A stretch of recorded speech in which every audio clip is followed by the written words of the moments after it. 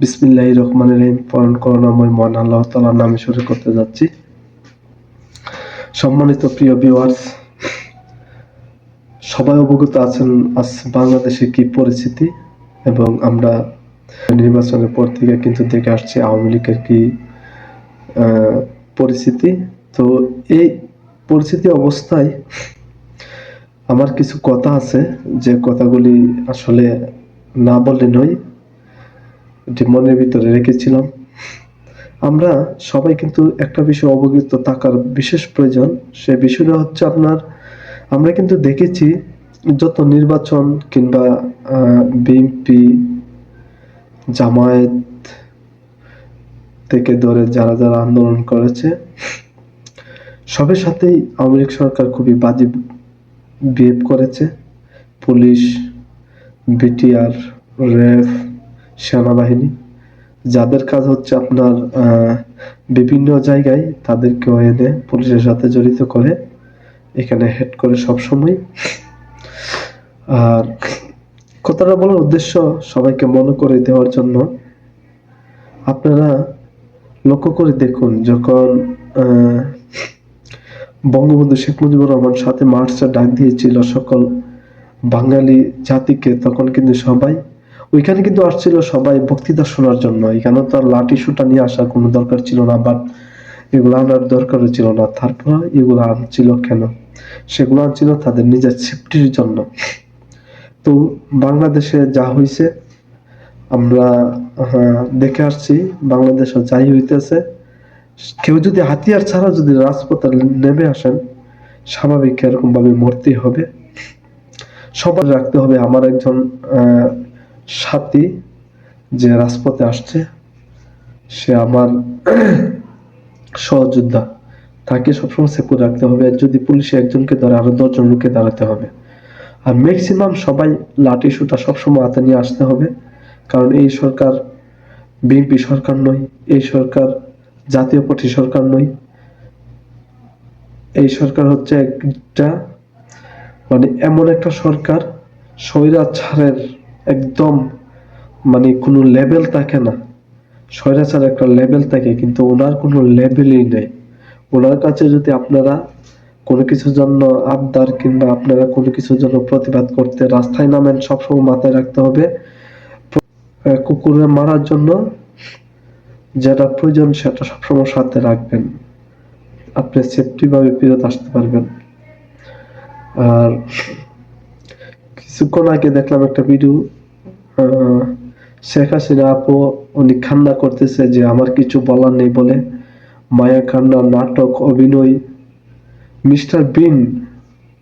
Mister বিন ছিল all বিশ্বের 1 number অভিনেতা, উনাকেও ফিল করে ফেলবে এই শেখ হাসিনা, এরকম অভিনয় জানে। তারপরে কাজে আসি, মূল কথায় আসি।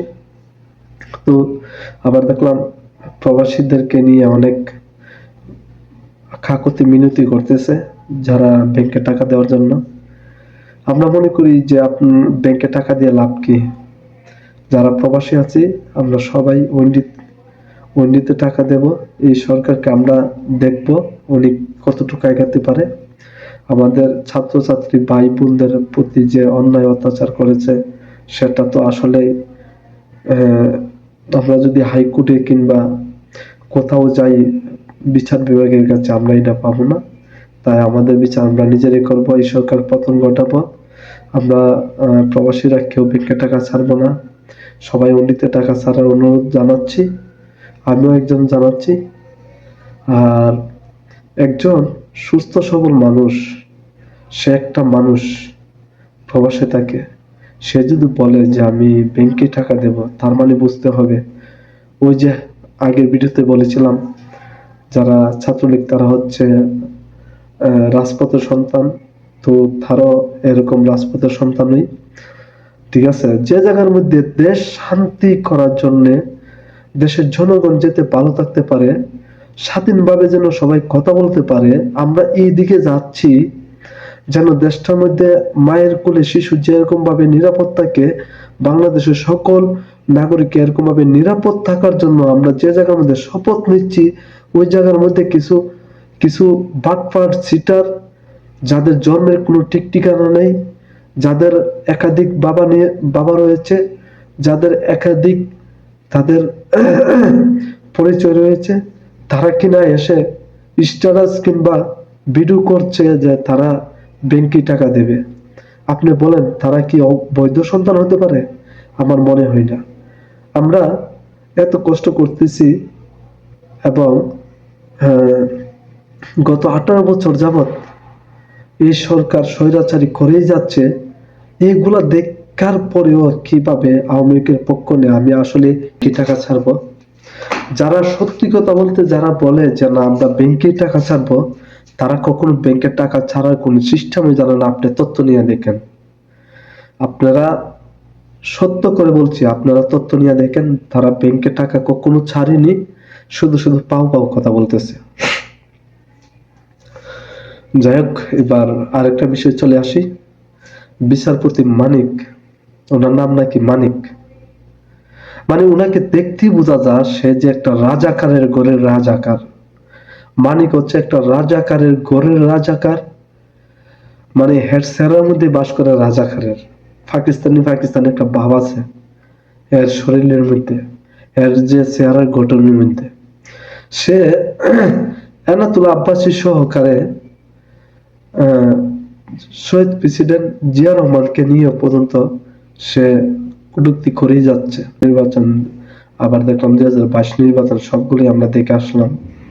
এই সরকার কিভাবে তার কাজ করে যাচ্ছে এবং জেল হামলা মামলা কতগুলি দিয়ে রাখতেছে এবং বিএনপি নেতাগুলোকে কিভাবে গুম খুন করা হচ্ছে, সে বিষয় আপনাদের যদি অবগত যদি না থাকেন তো আর কি বলবো। আমি আর নতুন ইউটিউবার হিসাবে কিন্তু সবাই আমার কথা ভাবছে না কিংবা জানি না, না পায়েও তারা দেখছে না। তবে আমার কথাই রাইট, আপনারা দেখে নিয়েন। আমি বলেছিলাম যে প্রতিটা ছাত্র ছাত্রী যারা যারা এই আন্দোলনে পাস্টুল আসছিলেন তাদেরকে কিভাবে পুলিশ প্রশাসন আক্রমণ করবে এবং রাত্রে আধারে তাদেরকে ডেকে নিয়ে তাদেরকে গুম খুন করবে, সেটি আজকে বাস্তবে রূপ নিয়েছে।